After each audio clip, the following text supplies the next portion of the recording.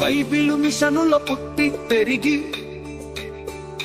దేవుని ముద్దు బిడ్డగా మెలిగి మిషనును పెంచిన ప్రవీలమ్మ గారు ప్రభువు ఒడిని చేరిరి. అమ్మగారి జీవితం ఆత్మీయ దీపం, వారి గీతం మన హృదయంలో పదిలం.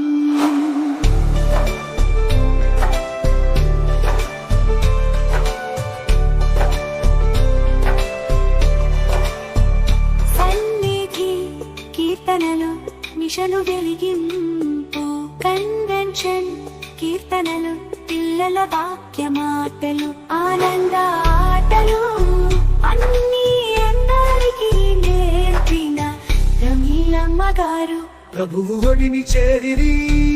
మిషనుతో తన దేవుని బృందావనముగా మార్చి పాటల పూల పరిమళాలతో అలంకరించి చక్కని మాటలతో దేవదాసు అయ్యగారి ఆత్మకు సహాయమై ప్రమీలమ్మ గారు ప్రభువు ఒడిని చేరిరి.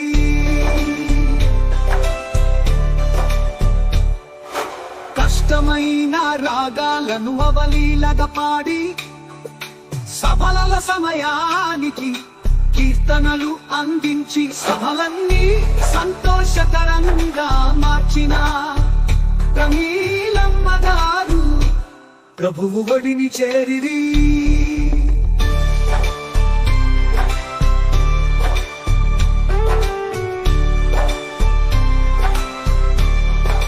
పిల్లలకు శాస్త్రీయ రాగా తాళాలు నేర్పి ప్రతి సంఘము సమయానికి కీర్తనలు అందించెము సభలన్నీ సంతోషకరంగా మార్చిన ప్రమీలమ్మ గారు ప్రభువు ఒడిని చేరిరి.